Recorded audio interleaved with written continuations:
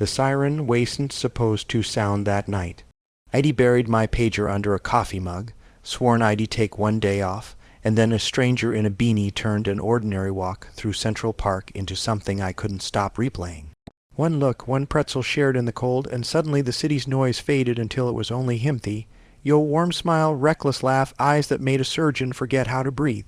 But love never waits for permission. Hours after our first spark, the same siren that haunts my sleep roared back to life. A trauma call, a name over the intercom that made the floor tilt beneath me, Theo Miles. Imagine standing in the operating room, gloves slick, heart hammering, while the man you just started to fall for lies broken on the table. Imagine holding the very heart you'd only begun to know, literally cradling it, knowing a single tremor of your hand could end everything.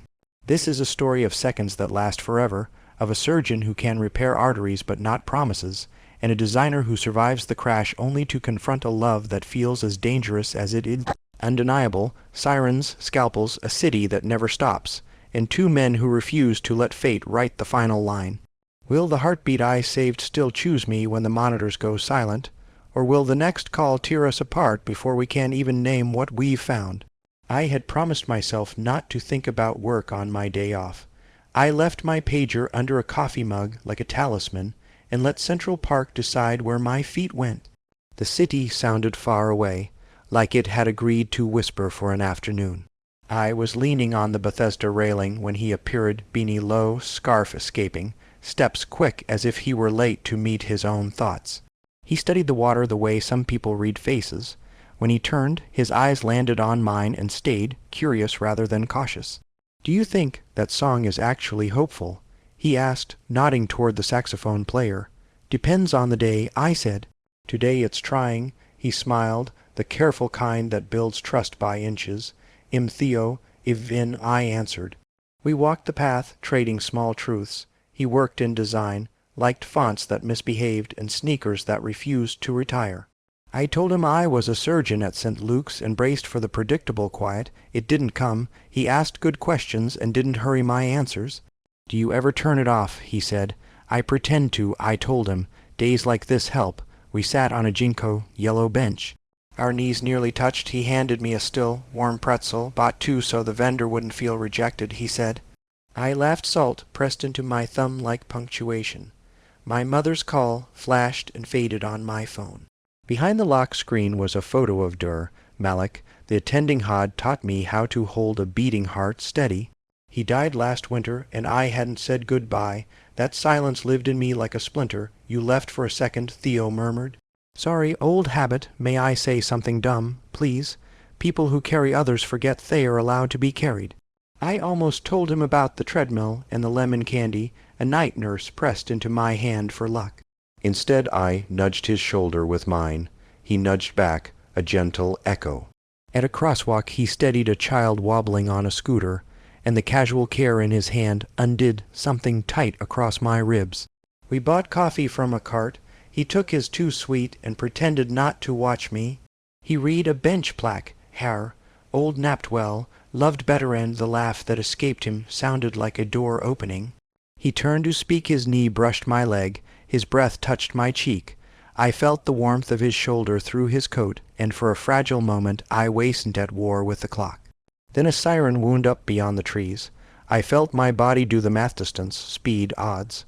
He saw the calculation arrive and offered me the dignity of pretending he hadn't. "You don't have to be on," he said. "I know," I said, though my jaw had already set. The old splinter pulsed the song by the terrace tried again. I realized something I never say. More than sleep, more than praise, I wanted to learn how he took his coffee in February. And also, if someone's chest opened under lights and my hands weren't there, I wouldn't be able to live with the version of myself that let that happen. "Even?" he asked. "I'm here," I said. Both things were true. He tipped his head toward the path, walk. We did past runners, past a couple arguing kindly, past a wedding party swearing at a veil caught on a branch. Theo told me about a brick wall apartment that turns to gold at 9. I told him my favorite part of surgery is the quiet before the first incision, when the room takes a breath and chooses to trust. Back at the terrace, the saxophonist packed up. Theo pulled on his beanie, suddenly shy. I should go, he said, before the city remembers it owes me emails. Same, I lied. He looked at me for a beat that stretched. Coffee again? He asked. Yes, I said, because sometimes survival sounds like a small promise. We stood there, pretending not to be superstitious about beginnings. My phone buzzed again, a pulse I ignored for one more breath. I looked up. The siren grew louder. Somewhere, a part of the city was running out of time. I woke before dawn the next day, restless and alert. The park stayed with Mez, alt on my thumb, Theo's careful smile, the siren testing my promise. I brewed coffee and packed my scrubs, pretending it was just another shift. Rounds were routine until they weren't. A post-op knee bled more than it should a new intern froze. I steadied his hands, guided the suture, and heard Malik in my voice. In the quiet, the bench plaque returned. Harold napped well, loved better. I tried to imagine both. By lunch, I had typed and erased a message to Theo 5 times. I finally wrote, if the city owes you emails, consider this a small refund. His reply came fast, refund accepted.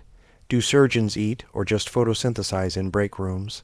I laughed and texted, we eat, sometimes standing. He sent a photo of a crooked sandwich, professional design, asymmetry. I sent my shoes, professional design, stains, he said, coffee after work, no sirens, only options. After last case, I showered and walked to a cafe nearby. He was there, beanie on the table, scarf unwound. When he saw me, something relaxed across his face, like a door unlatching. Long day, he said. It had opinions, I said. But it ended here. We talked around our biographies. Some facts weigh more when spoken too soon. He grew up near Cleveland. My father was a carpenter who said wood forgives if you ask right. Theo ran a hand over the mug. Do hearts forgive like that? He asked. Sometimes, I said. If you keep them warm. His knee brushed mine. The room softened around us. He asked about or I asked about kerning. We traded jargon like postcards. When I told a story about a patient who asked for a song, he leaned in. Did you sing? He asked. Badly, I said. But he slept. He told me about a project that failed until he stopped defending it. Maybe honesty is the design, he said. I nodded, seen without translation. When he talked, he watched my face when I spoke. He listened to what I said and what I didn't. Outside, leaves slipped along the sidewalk. He pulled the door for an older man, then looked at me as if that, too, were a sentence. On the walk to the train, he tugged my sleeve when a bike sped past, the touch anchored more than warned. At a news, and he said, Can I be reckless? I said, within hospital limits. He kissed my cheek a heat, a promise in pencil. On the platform we stood shoulder to shoulder, reading separate ads and the same future. I want to see you when you're not borrowed by everyone else, he said. I told him I'd try to return intact. At home, my apartment looked like a room that belonged to a job. I opened a window, texted home, warm thank you. He wrote, sleep, tomorrow is stubborn, we can be gentle. I put the phone down and felt the day reorder itself. Rounds, calf, train, hope. The next morning at the hospital, I caught my reflection in the window. I looked less like a problem. Even the attending noticed. Whatever you're doing, keep doing it, he said. I almost said Theo's name. By week's end, we had a language. A pretzel emoji for luck, a coffee cup for him. Here a crown when one of us survived a meeting. We met twice Moriance for a late walk where our hands found each other like pockets. Once for dumplings where steam fogged his glasses, and he laughed without letting go. Each time I left him, the siren in my mind dimmed a notch. Consequences of meeting him collected like notes in a chart. My shoulders dropped on elevators. I thanked the text with both eyes. I forgot to carry the guilt that had become my stethoscope. I knew enough of medicine to distrust miracles, but I also knew a stable rhythm when I heard one. The night before my next day off, he texted, Central Park tomorrow. I owe you a bench. I typed, yes, I'll bring the refund. Then I placed my pager on the dresser, and, for the first time in months, believed it might stay silent. Saturday arrived under a sky the color of unpolished steel, the kind of autumn light that makes the city look both alive and half asleep. I wore an old leather jacket that smelled faintly of antiseptic no matter how many times I cleaned it. My pager was in my pocket, powered on this time, but I told myself I'd only answer if the hospital truly burned. Theo was already on the bench where we'd first met, a paper bag beside him. He stood when he saw me, grin quick and almost shy.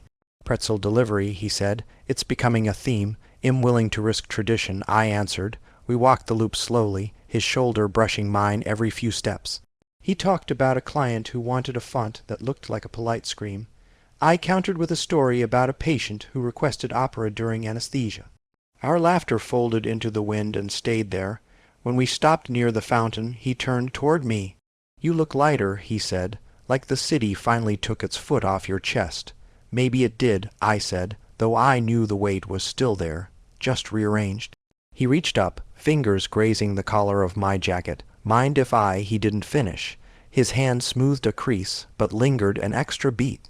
The warmth of his palm bled through the leather and into me, a pulse I felt everywhere. We bought coffee from the same cart. He handed me the cup, our fingers locking for a breath too long. The street noises dulled, even the pigeons seemed to wait. "Do you ever worry about these?" he asked quietly. "This, whatever is happening between us?" I looked at him, at the way his scarf framed a face built for trust. "Every minute," I said, "but I don't want to stop." Neither of us moved for a full heartbeat. Then he stepped closer until our coats whispered together. His breath touched the side of my neck, warm and steady. I felt my own heartbeat answer, quick and certain. The pager on my belt buzzed once, a tiny reminder of everything that could shatter. I silenced it without looking. We found a quiet path lined with maples shedding gold. He told me about a childhood trip to the Rockies, how thin air makes you honest. I told him about the first time I held a heart, how it felt both fragile and endless. He slipped his hand into mine. No words, just the rhythm of two pulses learning each other. A drizzle started, soft and indecisive. We ducked under a stone arch. He stood close enough that I could feel the damp heat rising from his coat. "I keep thinking about that first day," he said, "like it was waiting for us. Maybe it was," I whispered. His forehead rested against mine, a gentle press that carried more weight than any kiss. The world narrowed to breath and heartbeat. I let my eyes close and felt the quiet spark settle deep, not a blaze but a certainty. Rain thickened, chasing us toward the subway. On the platform, he leaned against a pillar, eyes steady on mine. "I don't want to rush this," he said. "You're not," I replied. "You're exactly on time." The train roared in, breaking the moment but not the connection. He reached for my hand again as doors opened. I held on until the very last second, until metal swallowed him and left me with the echo of his warmth. I stood there long after the train had gone, the buzz of my pager suddenly loud again. The hospital could call any minute, and I would go. But part of me was already elsewhere, carrying the quiet spark of a man who had turned an ordinary autumn into something dangerous and alive. The next week blurred into late nights and early rounds. Trauma season had arrived with the first cold rain, and the hummed like a warning. I saw Theo only through our glowing screensquick messages, stray photos, tiny anchors against the noise. Thursday night, just as I was closing a chart, my pager flashed a number I didn't recognize. Theo's name followed in the message, "Need to talk." "Can we meet?" We found a quiet diner near Columbus, the kind of place that smells like syrup even at midnight. He was already in a booth, hands wrapped around an empty mug. The sight of him pulled the air from my chest. "What happened?" I asked, sliding in. He looked at me with a hesitation I hadn't seen before. "I should have told you sooner," he said. "I was supposed to move to Chicago next month, a job I postponed when we met, but they're asking again." The words hit like a sudden drop in blood pressure. "For how long?" "Indefinitely," he said. "It's a real opportunity, but then there's thighs." I stared at the scratched tabletop, counting the faint beats in my wrist. "When were you going to decide?" "I don't know. I kept waiting for the right time, but every time with you feels like one I don't want to break." The diner clatter faded. I thought of the long nights, the unspoken promises, the way his forehead had rested against mine in the rain. I wanted to tell him to stay, to make it simple. Instead, I heard myself say, "You have to go where your work lives." "That's the thing," he said, voice low.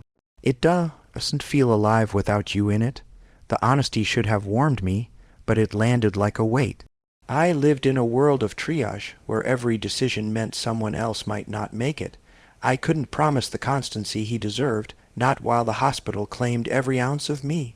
I can't ask you to stay, I said finally, not when I don't know if I can meet you halfway. Theo's eyes held mine, steady but aching. I'm not asking for half, I'm asking if this matters enough to fight for. The question sat between us, pulsing like a heartbeat on a monitor. I wanted to reach across the table, to anchor him with touch, but a call cracked through the diner's low music me pager again, this time urgent. I looked down Trauma Bay, stat, duty and desire collided in the small space of that booth. I have to go, I said, voice sharper than intended. He nodded, jaw tight. Of course you do, that's who you are. I stood, every muscle a contradiction.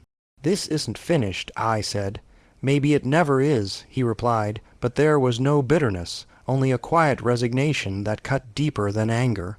I left him there, neon light catching the edges of his scarf, a single figure framed in chrome and coffee steam. The night air hit like cold saline. As I ran for the hospital, I felt the fragile connection we'd built stretch thin, each step a question I didn't know how to answer.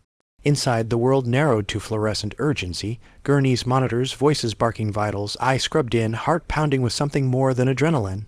Behind the mask, Theo's face lingered eyes that asked if love could survive the distance I kept choosing. The conflict stayed with me through every incision, every suture. I was saving lives, while the one life I wanted to hold might already be walking away. The next 48 hours unfolded in a blur of alarms and fluorescent light. I slept in on-call rooms that smelled of antiseptic and exhaustion, my phone silent except for a single unread message from Theo. I'm still at the diner. Take care of them, hero. I didn't answer. I couldn't shape a reply that wouldn't fracture something already fragile. Sunday morning brought a brief lull. I stepped outside for air, the city still damp from overnight rain. I almost texted him, almost. Before I could decide, the trauma pager shrieked, the sound sharp enough to slice through thought. Multiple vehicle collision, incoming, eat at 6 minutes, critical.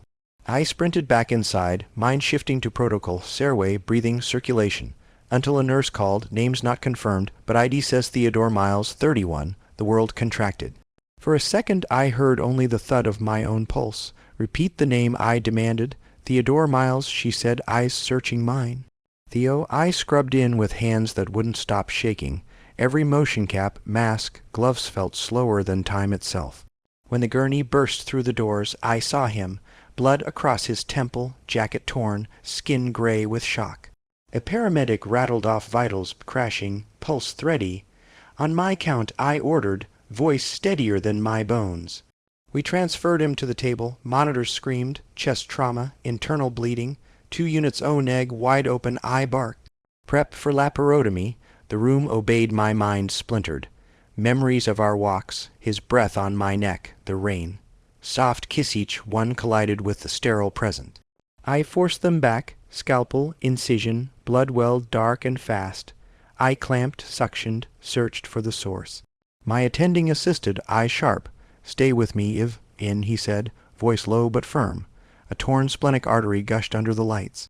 I placed a vascular clamp, fingers slick with more than saline.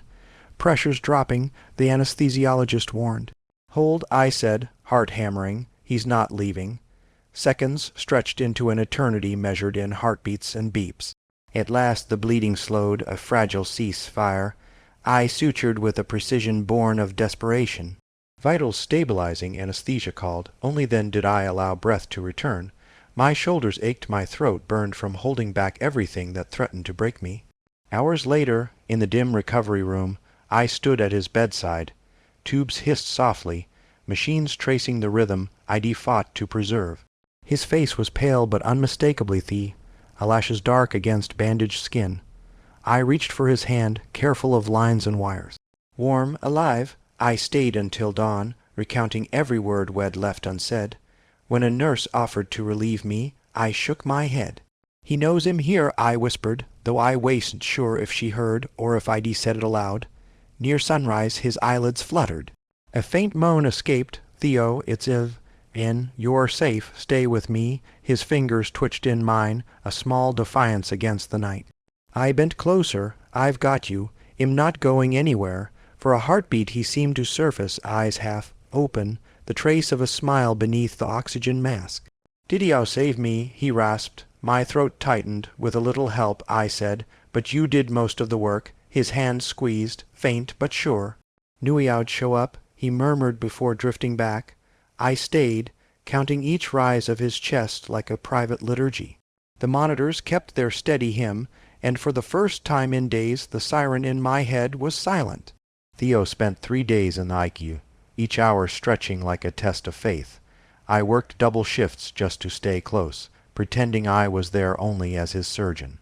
Colleagues noticed, no one asked. Hospitals learned to read quiet boundaries. On the 4th morning I found him propped against a pillow, eyes open, color slowly returning. He smiled, a fragile curve but alive. "You look worse than me," he whispered, voice rough but playful. "You nearly bled out on my table," I said, pulling a chair closer. "Am allowed to look terrible." He studied my face as if cataloging every sleepless hour.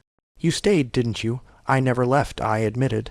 Something shifted between us, a charge that made the machine seem louder. He reached for my hand, tracing the glove lines etched into my skin. "I heard you," he said softly. "Somewhere in the dark, I heard you telling me to stay. I followed your voice. I swallowed hard. I couldn't lose you.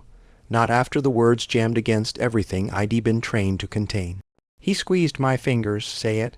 "I love you," I said, the syllables breaking free like a breath I'd been holding since the park. "I didn't plan it, but I do.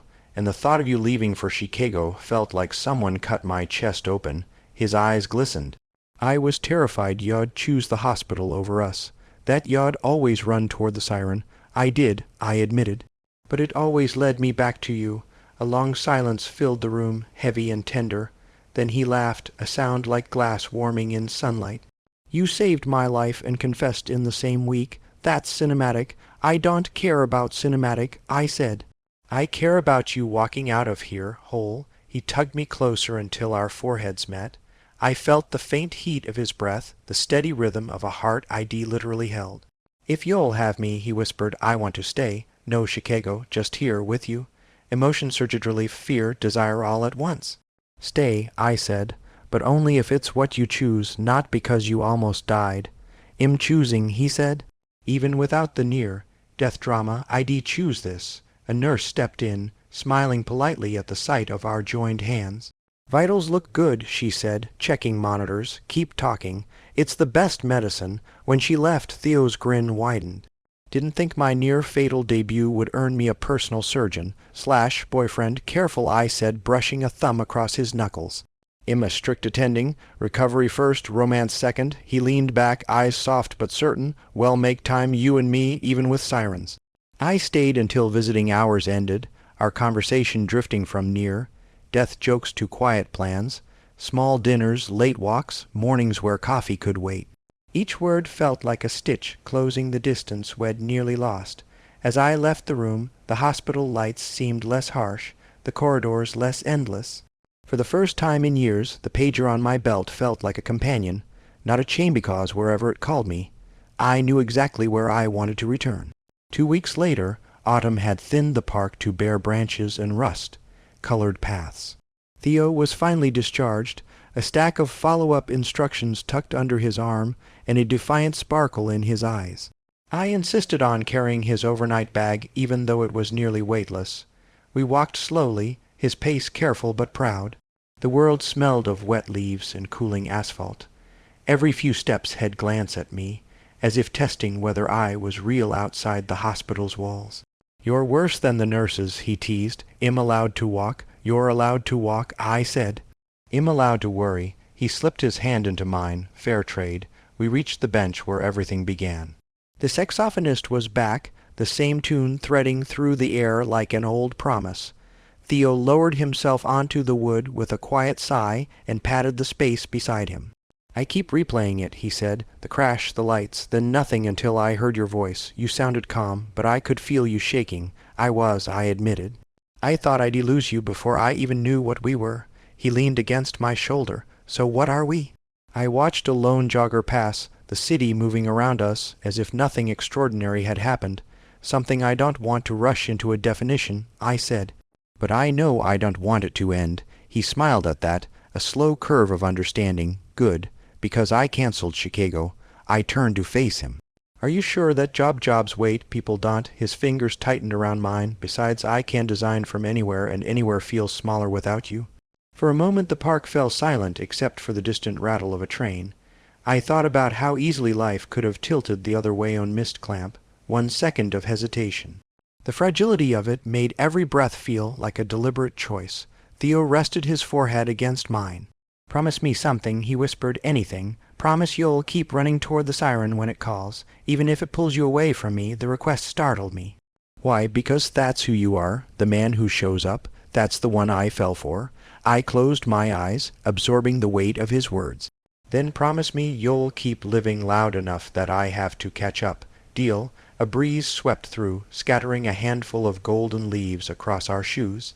He reached to brush one from my jacket. His touch lingered, warm and certain. We sat like that, 2 quiet heartbeats in the city's endless pulse. My pager vibrated once a routine, nothing urgent. I silenced it without looking, but I didn't pocket it. Some part of me would always listen. Theo noticed, of course. "Go," he said softly. "Not yet," I replied. We stayed until the saxophonist packed up and the first streetlights blinked awake. The evening felt suspended, a fragile equilibrium between duty and desire, between what Wed survived and what waited beyond the next call. As we finally stood, Theo whispered, "This isn't an ending." "No," I said, squeezing his hand. "It's the part where the story keeps going, whether anyone's watching or not." The city exhaled around us, iron somewhere distant, leaves underfoot, a rhythm Wed learned to share. And for the first time in years, the unknown ahead felt less like a threat and more like an invitation.